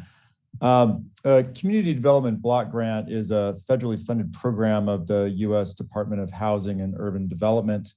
This provides funding for local community-oriented projects, including affordable housing, infrastructure and public facility upgrades, and community support services. Now, under a cooperative agreement that the city has with the County of Marin, the county is authorized to manage the city's portion of the Community Development Block Grant funds on behalf of the city. But under that agreement, Marin County is divided into 3 funding areas: San Rafael, Novato, and then countywide. And so the portions of funding are essentially split up proportionally within those areas. For decision making, the city allocates funding in the San Rafael funding area and provides that recommendation to the Priority Setting Committee, which is a countywide committee that consists of city and town council members, the county supervisor, and community members that represent members of protected classes under fair housing laws. The Priority Setting Committee, in turn, provides its recommendation along with the recommendations for the 2 planning areas to the Board of Supervisors, and the Board of Supervisors then receives those recommendations and forwards its recommendation on to the U.S. Department of Housing and Community Development. There's, in the staff's report, we've provided the objectives, the criteria, and the priorities that projects are evaluated under. All applications that were received by the county were evaluated based on the criteria and then presented in charts in the report. And on these following 3 slides, I'm going to present the recommendations, but just the recommendations for funding within San Rafael. So under the 3 categories, starting with affordable housing, there are 3 proposed funding recommendations. The first is 1251 South Alicio. The second one is the Novato Veterans and Workforce Housing Project. Both of these projects will provide supportive housing targeted towards addressing the Marin-wide homeless crisis. The Alicio project is focused on, it renovates a skilled nursing facility to provide 43 units of supported housing for chronically homeless adults. And then the Novato Veterans and Workforce Housing provides 24 affordable one-bedroom and apartments for formerly homeless veterans or small families. The last item is a residential rehabilitation program, which is offered countywide. Right now, the county is looking for a vendor for that program, so it's just been noted as a county-administered program. However, these provide small grants to homeowners to help out income-constricted households to make necessary upgrades and maintenance to their homes. The total San Rafael proposed allocation here is $265,000 to these three programs presented on the screen, $92,500 for the two supportive housing projects and $80,000 for the residential rehab program. In terms of capital improvements, the city, 2 applications were received. However, the second application was slated for year 2. So just within year 1, there was 1 application received, and this is for the De Colores Children's Center and Safety Net Services Hub. It's a renovation. Presently, this is a community service in the city of San Rafael. It's run by Community Action Marin, and it provides childcare and healthy meals to 33 children Monday through Friday. As proposed, the renovations would increase the capacity at the center to provide services and healthy meals to an additional 17 children. Total budget there, the request was $150,000, and the recommendation would then be to fund this at $150,000. Lastly, the community services that were proposed for funding with the City of San Rafael include the Home Match Marin, which is run by Covia Foundation. This is mainly used by older adults, and this is a roommate matching service. The benefits of the program include providing a means for older residents to remain in their homes and to supplement their incomes while also avoiding isolation. Building an equitable, sustainable food safety net in Marin County is run by extrafood.org. And this program focuses on distributing unused fresh foods from local participating businesses to lower income households. The program supports access to healthy foods while also reducing food waste. So both of those programs, the recommendation is at $7,500 for the total funding allocation of $15,000, which is the minimum allocation of funding for services under the county's program.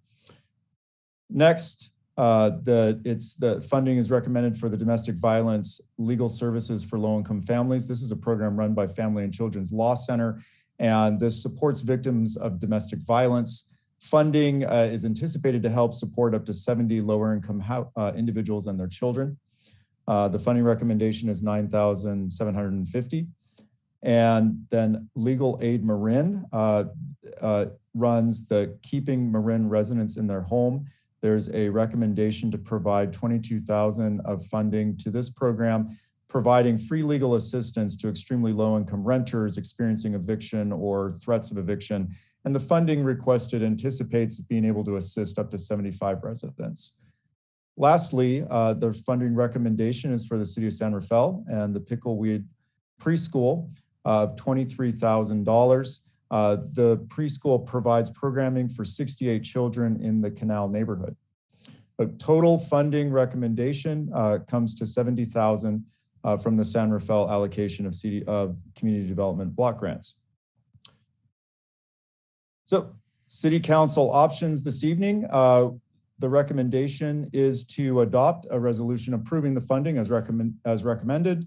Alternatively, the council could make different allocations of funding, let the countywide priority setting committee provide the recommendation as an alternative to the council's recommendation, or to not approve the allocation and to provide direction to staff. this concludes my report, and joining me this evening is Molly Cron with the county, and we are very happy to answer any of your questions. Thank you, Jacob, and welcome, Molly. So questions, Vice Mayor Kurtz. No, thank you for the report, and it feels like it's a gift to be able to do this. Does this only happen once a year, or there's an opportunity we might be able to do this again later in the year? Molly, do you want to take that one? Sure. This is a one-time-a-year activity. We typically come and join you in March to engage in the allocation process. There was a subtle request in there too. Yeah, I figured. And thank you to Councilmember Hill. I believe you participate in this work to be able to, and I'm sure it's difficult because so many organizations, there's so much good work. So thank you. No other further questions. Thank you. Councilmember Bushti. Great report, great project. Always wonderful to be able to help. I wonder on a bigger picture level, are there any themes or general focuses that have changed with this year? Is this allocation consistent with what we've been doing, or was there something new that you took into account this year or that you found persuasive? Again, I'll look to Molly for that, since the county does receive the applications and they lead on evaluating those applications. Molly? Absolutely. So I would say that we have seen pretty consistent numbers with regard to the number of applications received and the amount of funding requested.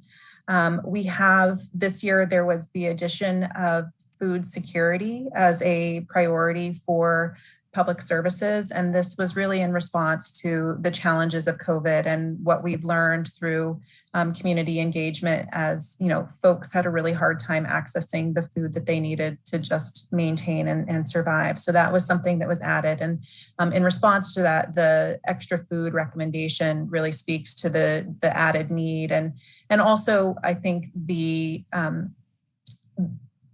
interest and response of the community to ensure that we are making the most of our food system by reducing our waste and redistributing food. With regard to the housing projects, we are seeing a lot more of new development, which is both very exciting and very challenging when it comes to community development block grant funds. There are very limited opportunities to fund new construction of housing with CDBG. And so, for instance, the project that was proposed in Novato, that land is going to be leased from the city. And so that, because it's leased from the city and not purchased outright, it allows us to fund the project in a different way. But generally, we can't fund new construction with CDBG funds. So I think those are two of the changes that we saw this year. Right, that's great, and the food security and stopping food waste, sort of a twofer for us. So that's always good too. Thank you. Thank you, Councilwoman Urens-Gulati. Thank you so much for the report. This is actually very exciting to see other projects around the county. So I don't have any other questions. Thank you. Thank you, and I will end with the questions with Councilmember Hill. Again, thank you too for being our representative on the CDBG committee. I was that rep many years ago, so it's nice to be able to help allocate, but it's also incredibly hard. So, yeah, and I would just say I would redirect credit where credit is due. Molly Cron and all of Molly's colleagues put in the lion's share of the work. By the time it's presented to us, it is clear that they are taking the direction of the PSC, the Priority Setting Committee, but doing all the heavy lifting. So I appreciate the attribution, but I'll redirect most of that credit to Molly and her staff. I don't have any questions. I was very intimately familiar with how the priorities were set, and I'll reserve comments for the appropriate time, but I have no questions.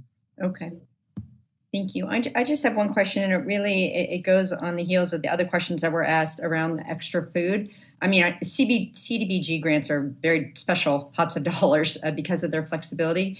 My question is this: with AB 1383, which is the organics recycling bill that's come down from the state, I mean, that the punitive part of it, I don't think starts until 2023 or 2024. So maybe I don't know if it's so much for a question or a concern, but when I looked at that, I would actually want that number to be higher, because when those organics come through, I mean, that is something that all of the Marin County municipalities, we're going to be needing to divert that good food.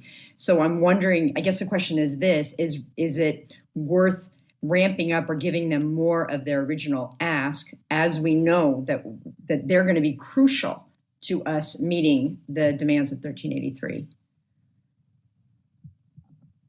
And I so appreciate your comments, and I don't think it's something that I am poised to speak on this evening.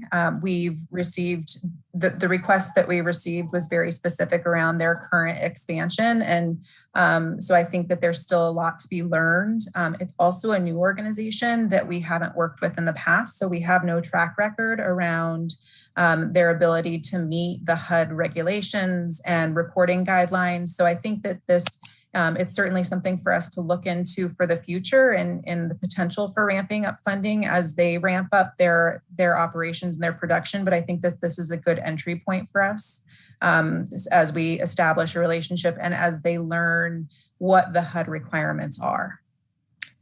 Excellent point. And actually, I don't think they're new to Marin. They might be new to this type of funding. So exactly. Yeah, I mean, they've been around. They've been doing phenomenal work. Okay, no, that's great. Well, I think as you go forward and as they figure out the kind of reporting they're going to have to do to get that, I mean, there's some definite strings attached. But if you could keep in the back of your mind that there could be a twofer on this. It's both addressing the AB 1383 as well as the food insecurity. So. Thank you. I don't have any other further questions, so I will invite the city clerk to help us with public comment on this item, and this is the Community Development Block Grant Program. Thank you. To comment on Zoom, please use the raise hand feature, and if commenting by phone, please press *9, and once you've heard the notification that the host is inviting you to speak, you'll need to press *6. Each speaker will have 2 minutes to provide public comment, and then will be muted once time has elapsed. I see no hands raised at the moment. I'm going to give everyone a couple seconds.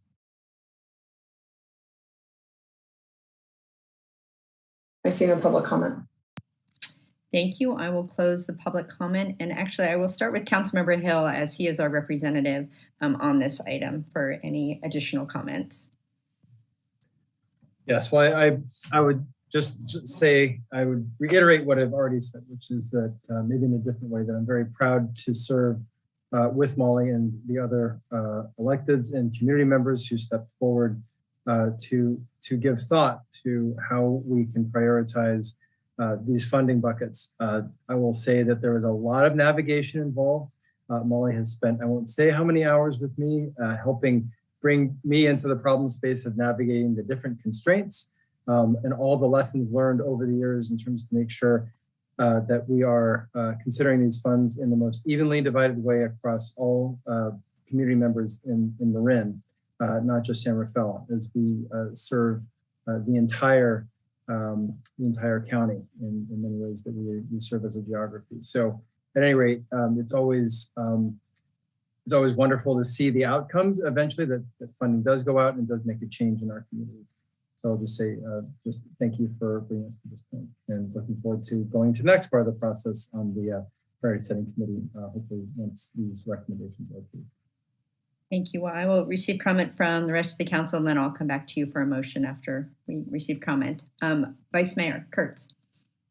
No additional questions, just a huge thank you. I'll put another plug in. We could do this again this year. That would be great. Talk to the federal government. Yeah, no. But really appreciate all the work and that you put into this, and for working through with the committee as well as with all the different agencies. It's a lot to manage. So appreciate it. Thank you. Thank you. Councilmember Bushy. I agree with the comments made by my colleagues, and why just twice a year? Let's do this monthly, Thank you. Oh, I love that. Okay, Councilmember Urens Gulati. Yes, thank you. I will definitely support a monthly. No, I don't have any comments, but thank you. This is very exciting.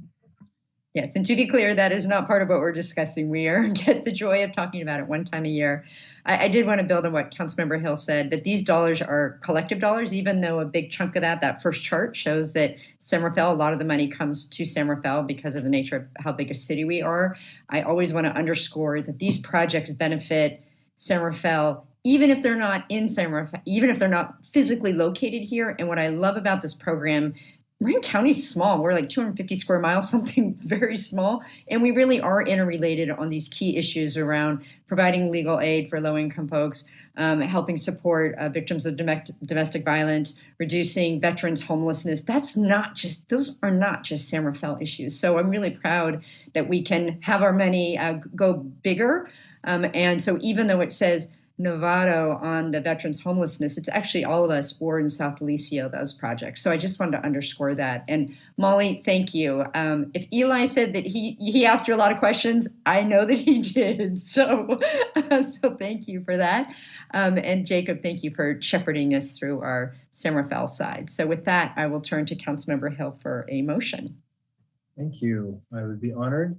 I move that we adopt the resolution recommending Community Development Block Grant CDBG project funding for the fiscal year 2022-2023 to the Marin County Board of Supervisors. I'll second. And I'll second. Oh. Okay, moved and seconded. Roll call, please. Councilmember Bushy. Aye. Councilmember Hill. Aye. Vice Mayor Kurtz. Aye. Councilmember Yadin Talati. Aye. Mayor Kate. Aye, that motion carries 5-0. We're happy to do it once a year, but I agree, if we can do it more often, we are your city to come to. Thanks so much, Molly. Thank you, Jacob. Although, Jacob, you might be staying on the screen. The next one, our next item, 6B, is permanent local housing allocation, also related to a county initiative. I will turn it to you. Thank you. And Molly will be assisting me with this one as well. Oh, okay, great. I do have just another brief presentation to share. And this is on permanent local housing allocation funds. This is a funding recommendation for the calendar year of 2022.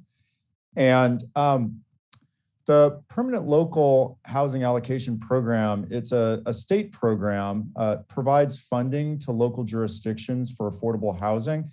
This is funding was created by Senate Bill 2 in 2017, and its aim is to address housing shortages and high housing costs by providing an ongoing source of financing through real estate fees. So real estate fees is the genesis of the funds that the state aggregates and then makes available to local jurisdictions. And it's meaningful that it follows the community development block grant conversation, because the permanent local housing allocation is allocated following many of the same means as the community development block grants.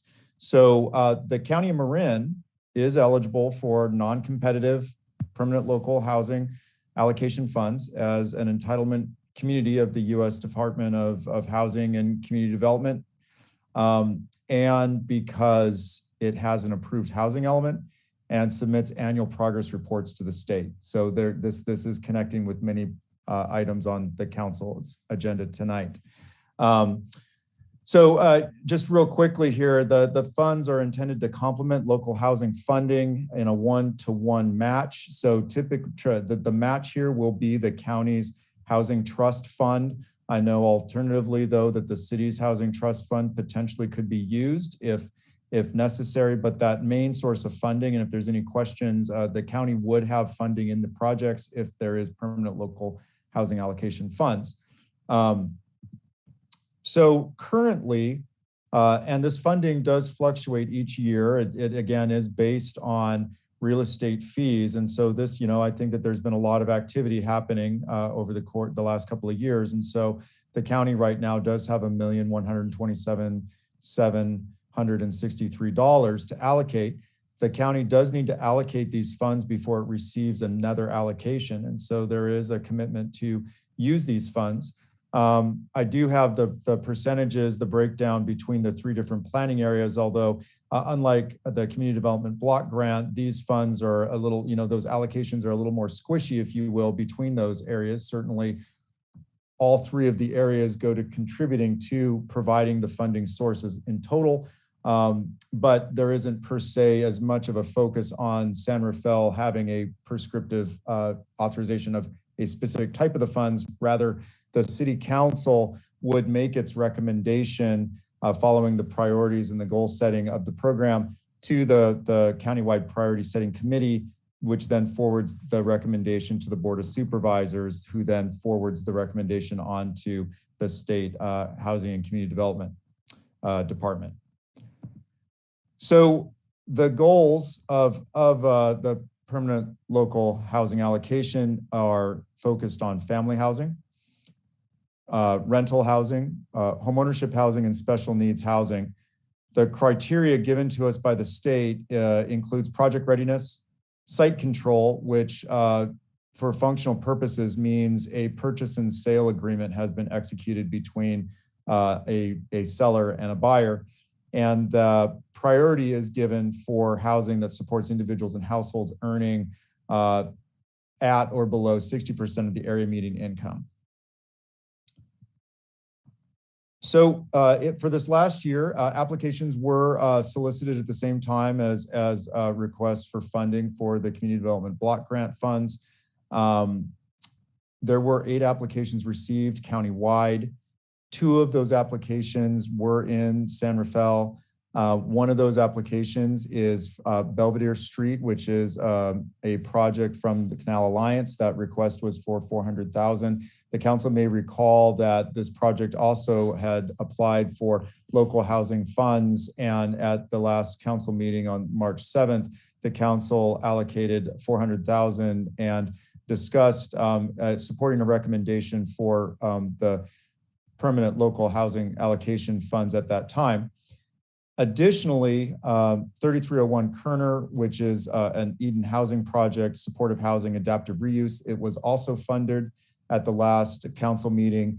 And this request for the permanent local housing allocation is for $1,025,000. Evaluating the Belvedere Street project, the county staff noted that unfortunately this project won't be eligible at this time because they're just short, they're in advance of having that site control. So once Canal Alliance does have a purchase and sale agreement on this site, they would be able to reapply for funds. That funding, of course, would come with the county funding that would be the matching grant for PLH for the permanent local housing allocation. And so it would be next year when they would be eligible to look at that funding. 3301 Kerner Boulevard, this project is eligible. It meets the criteria on readiness, on site control. It is providing rental housing and supporting special needs population as formerly homeless housing. And so the recommendation here would roughly approximate that proportional split based on the percentages that the council saw in a few slides back at 357,125. Now, of course, this isn't the full allocation that Eden Housing has requested, but it does give Eden Housing an opportunity to use this funding to then pull down other funding from other sources. And of course, also this funding does come with the match from the county housing trust fund. So in conclusion, again, the recommendation here is to adopt a resolution approving the funding as recommended. Other alternatives that the council would have is to let allow the countywide priority setting committee to provide that recommendation in lieu of the city council, or to not approve the resolution and to provide direction to staff. I will go ahead and stop sharing my screen. And again, Molly Cron and I are available to answer your questions. Thank Thank you. Thank you, Jacob. And it looks like Eileen's here too. Hi, Molly. Thank you for this one. And I do like how these are all tying together tonight's agenda's items. And it really provides an insight of how it's not just one tool in the toolbox, there are many tools in the toolbox to provide support to our community. Okay, so start with questions. Vice Mayor Kurtz. Yeah, thank you for the update. As much as I definitely, the funding is amazing and the projects are amazing. I am a little concerned, and I guess my question is, with Belvedere Street, we've now 2 council meetings in a row been in the situation where it's constrained based on the requirements that we're looking for. And that's not our decision. I mean, that's really being driven by the state and the county and the state and everybody else, that it's constraining. And so I guess my question is, what options might that type of project be to consider to move that forward? I mean, are we only saying the only option is private funding, and there's no other governmental support that could be used because of the amount of constraints put around these types of funding requests? Sort of a question, sort of a statement. Yeah. and maybe speaking into the answer on the timing of it, because I think that's the other thing that's a little bit out of sync too with this project. Right. Yeah, and I think I can share that I've raised the question around timing with the county, and it's very I appreciate the partnership that we have with the county to troubleshoot these challenges. With the funding and the sequencing on this one, for instance, I've asked the county if we can see, if the permanent local housing allocation funds could be used, for instance, in the case where if the council wanted to consider an additional amount of funding for the Belvedere Street project, if next year, could Canal Alliance apply for the permanent local housing allocation and then fund back that additional funding to our local housing trust fund that we could then use in another project. So in a way, use our local housing trust fund as bridge money that we can get that helps this project along. So that's not a question I think the county can answer tonight, but I wanted the council to be aware that we're chasing this. And a bigger picture, or the bigger picture answer here is that it's challenging. It's challenging. Acquisition projects can be challenging, but they're meaningful. And especially in an area where you're seeing a lot of turnover or change, or if you're seeing high changes in rents, that it is meaningful to be able to acquire land, just to maintain naturally occurring affordable housing. Also, though, as future potential housing sites, some communities see this as a means of land banking for the future, knowing that land values are only going to increase. And so in some ways, you can think about this as achieving your housing goals in many different ways. Curbing displacement and addressing the affordability on site now, but then also planning for the future and what could be in store in the future. So I appreciate it. I mean, similar to what we had talked about last time, is we all of us collectively are going to have to figure out how to do things differently. I mean, especially going back to tonight's first presentation around the RHNA numbers, it can't just be the way it's always been done, because I just don't think we're going to be able to make those numbers. And we're going to have to think of other ways to do it, to support, like, this is exactly the type of project that's needed. It just feels like we're getting stopped along the way. So I hope, it's more of a comment than a question. Totally support the report, support the funding, and wish we could do more. Yeah, no, good questions. And thank you, Jacob. That was a good, providing the context and really what we're up against is the conversation we need to be having. Councilmember Bushy. Mine is more in the nature of a comment as well, but it's in praise. I think it's been incredibly revealing to have all of these different projects or programs coming through tonight at one time, so that we can see your master strategy of how you're working at maximizing the value of each different program to wring as much out of each program as we can for all the different projects and get the most for San Rafael and for Marin County. So Excellent strategy, excellent execution. Wish there was more, but I'm really happy with how you're maximizing the value of what we have. So thank you. Thank you. Councilmember Hill, any questions on this item? No, I have no questions. Okay, and we will definitely come back for additional comments. Councilwoman Yorenz Gulati. No questions at this moment. No, thank you. Thank you. I just had one more clarifying question. And I know, Jacob, I think you answered it, but I really want to be crystal clear so that it is, I had written down the timing window of the permanent local housing allocation. We talked about it specifically in relation to the Belvedere, but just in general, how much, is there any latitude in the timing of it? Or is it like the door opens, kind of like CDBG, the door opens, you apply, and then the door closes? Is that, let me see. I'm going to, and I'm going to look to Aline or to Molly to speak to that. Yeah, I'm happy to start and then maybe pull in Molly when needed. Hi, everybody. If you haven't met, my name's Aline. I'm a planner with the Housing and Federal Grants Division at the county. Happy to be here with you tonight. So to answer that question, it is very similar to CDBG in the sense that we do have a time frame every year for when we can accept applications and then do that match with the county's Affordable Housing Fund.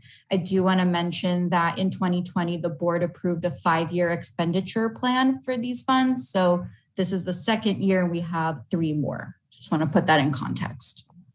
Okay, wait, could you expand on that a little bit more? You said a 5-year expenditure plan. So yes, for projects that they're stacking up, like what yeah, is sure. in real life? Apologies for not having that background. But so the funds, they're permanent local housing allocation funds. So it's intended to be a permanent source of funding. It's not a one-time kind of funding source from the state.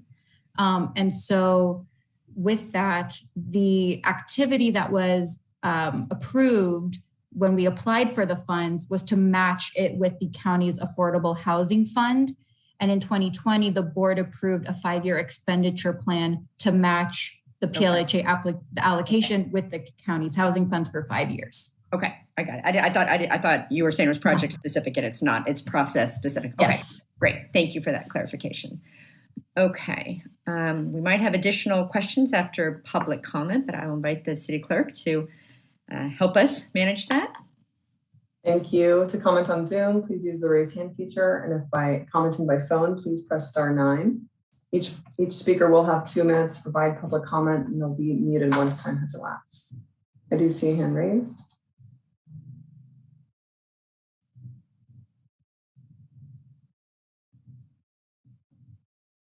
Yeah, this is Johnson Reynolds. I live in the canal, and of course I'm concerned that we move forward on Belvedere Street. Whatever we can do and be creative about that. I agree with Councilman Kurtz and others that are concerned about Belvedere actually happening, and I really very much supportive of Belvedere happening for families and for children and for others in the canal that need it. I mean, we're compacted in the canal, and we really need more housing for people that live in the canal. We need to make that statement. We need to move forward in a creative way to provide Belvedere Street that it can serve the people, the families in the canal. Thank you. Thank you, John.